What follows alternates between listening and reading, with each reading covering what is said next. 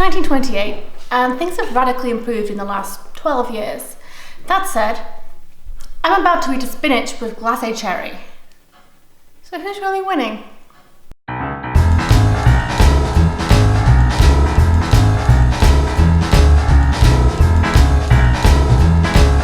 This is episode 2 of my latest series, Dinner in a Dress. This is a project in which I go through the decades making food from original recipes and clothing using my own designs. I also swear a lot and probably drop things.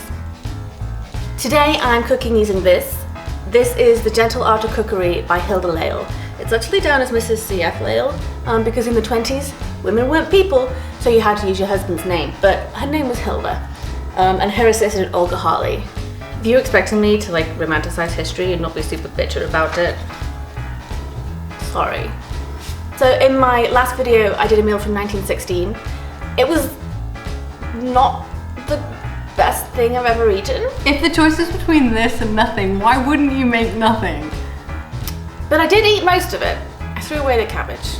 I could have drunk the cabbage water and I feel like that would be a healthier meal. I feel like I'm working at an advantage for this one because this book is actually genuinely really great. It's a really classic book that was published in 1925 but was kind of ahead of its time because I don't want to starve. Personally, and I think in the English-speaking world, our big association with the 1920s culture is prohibition in the US. We did not have that in the UK, so to honour that great decision of ours, I'm going to steadily be getting drunker and drunker as the day goes on. Hey! You did something right! It's all thanks to the sherry! I don't mean that, but maybe.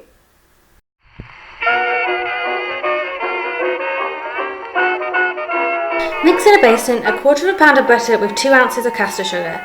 Add to it the yolks of 4 eggs singly. I'm not using egg yolks in this scenario. All it really does here is add a little bit of extra richness. So instead I'm going to use a little bit more butter.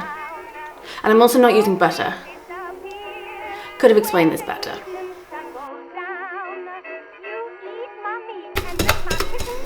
Yeah, I'll just sip my bread. Fuming. Feels like a bad start. This is a recipe that calls for egg whites. I'm using aquafaba, which is the liquid from a can of chickpeas. If you've not used it before, you can whisk it up and it turns into basically, it behaves like egg whites. And you can make meringues and whatnot with it. So that's what I'm going to try and do.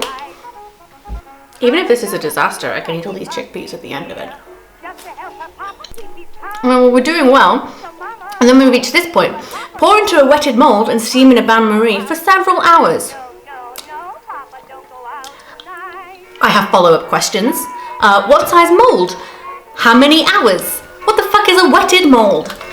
Oh, it might actually fit. Oh, God, I'm the best 1920s cook. Also, I'm not sure about this bain-marie. Does it want to be steamed like a syrup pudding? Should I cover it up? Should I just put it in a water bath in and bake it? At the moment, it's going in a saucepan of water and that's what's happening. And if that's wrong, then I'm sorry, but you should be more specific.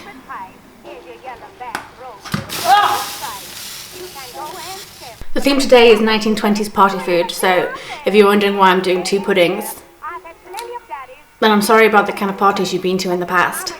It calls itself wine jelly, it's really sherry jerry. Sherry jerry? Nope. This is the first time I've bought sherry, because I'm not 97 years old. Half a packet of gelatin. This is just... How am I supposed to know what half a packet of gelatin is in 1925? That's actually delicious. What the shit? So we're 2 desserts in, which is always reassuring. Those are steaming and or setting, respectively. I really hope.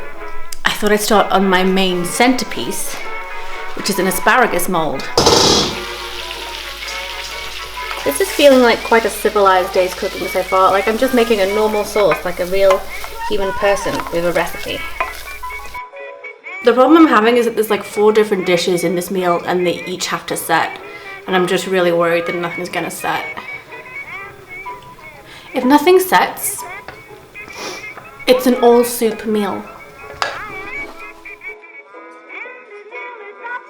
Mix a cupful each of chopped cooked chicken meat and celery with a very thick bechamel sauce.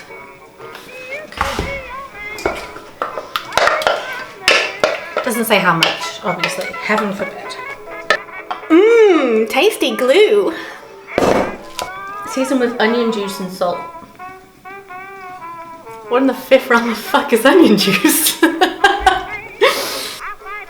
See, what like lunatic decided to put this in a mold?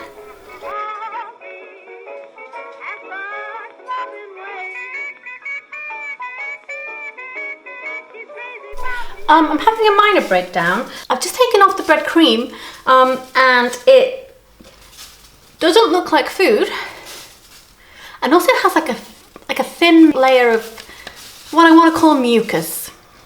Like it could be water, it could be coconut oil, but it feels like mucus.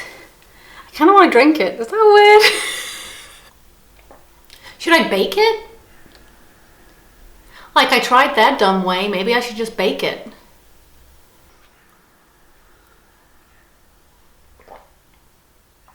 I'm gonna bake it. This is boiled for an hour. And then I just take out the onions and the celery. We don't want to risk having any actual vegetables in our soup, we just want it to look at a vegetable for a while. Like, they discovered how to make white sauce and they were like, oh, everything has to have white sauce. This is soup. Oh hey, this is just spinach. Nothing weird about this. Psych! Okay, I'm now nearly finished. I'm really tired. So I'm going to prepare the tomatoes, try and turn a bunch of things out of their molds, and then probably just cry quietly in the dark. I feel like this is my supervillain origin story. Like, I'm going to travel back in time and just punch a load of cookbook authors in the face.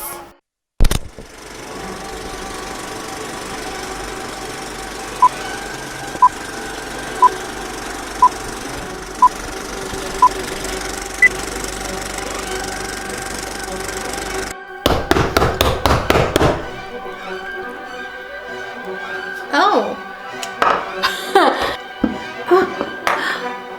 Oh my gosh.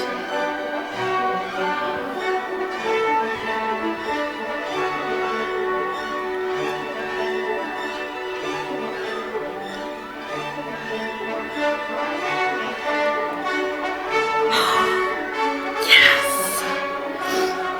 Oh my gosh.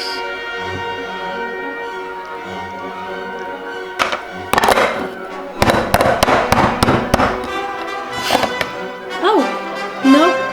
Nope. Nope.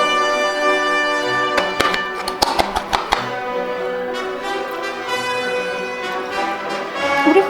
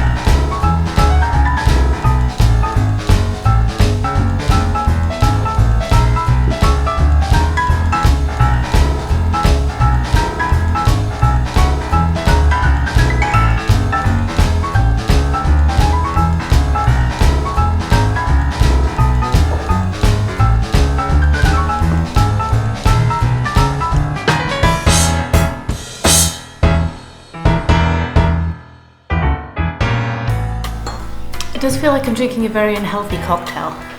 I even put a celery garnish in. They didn't do that in the 20s. That was just me trying not to die. Oh, I don't like celery. Like they put almonds in this and were like, yeah, this is a soup. In conclusion, happy to eat it. Do feel like I'm clogging my arteries. Okay about it. Next. I'm eating everything as a main together because the point of this is it's like a party tea. So I'm just buffeting.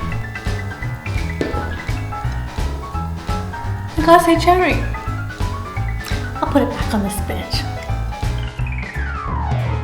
I Okay, fun and unsurprising fact. Fun surprising fact. The asparagus mold collapsed when I cut into it because the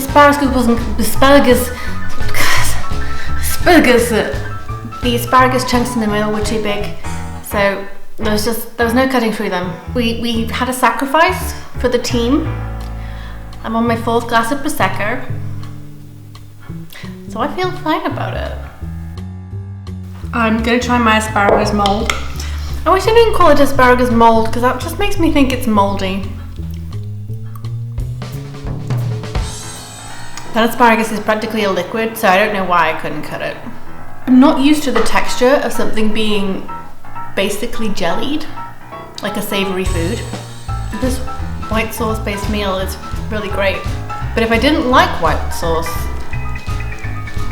I'd be in a mess. But I do like white sauce, so it's great. Yum. And tell you what, I don't even like celery, and that's a cracking sandwich filling because it's white sauce. I also made cucumber sandwiches, so I'd have 2 types of sandwiches. That was the only reason. I was like, it's not a party of any one type of sandwich.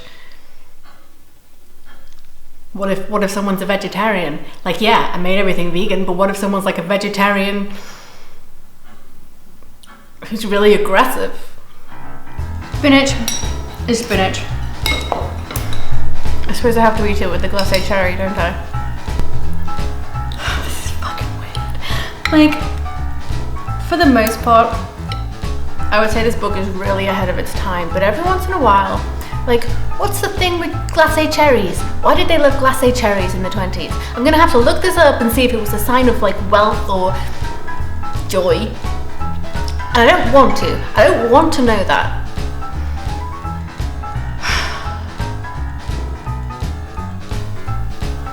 This project is just gonna make me really afraid of green vegetables.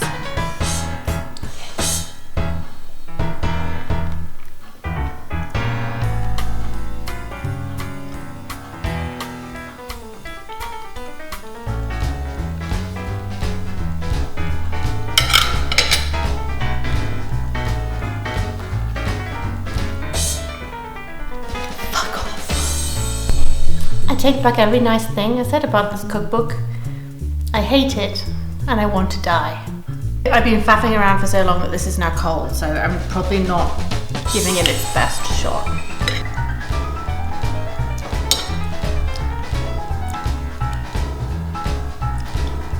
I'm super into that. Oh my god, things have flavour. It's so nice to eat food that tastes of stuff. 2 desserts, 2 extremes. We have wine jelly made with sherry.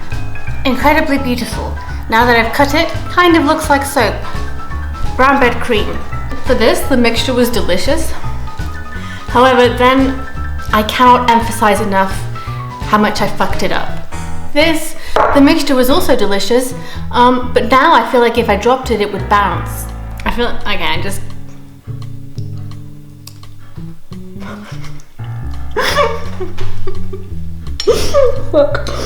like, when you were a child, did you ever bite into one of those rubber bouncy balls thinking it was going to be delicious, and then you just tasted plastic and were like, oh no, this is clearly not food? That's how this jelly tastes. Oh my god, it bounced. Brown bread cream. I'm not sure where the cream element comes in. Oh gosh, it's very solid because I pushed it back together with my bare hands. That's actually really good. It tastes of wine. It tastes of almonds. It tastes of cherry a little bit, I guess. It tastes of brown bread, sort of. I think if I just baked it in the first place, like not like a lunatic, this would have worked out really nicely. But just really wanted to stress me out, I guess. You thought? Caught it. How many Proseccos have I had? I love the 20s. 3, 2,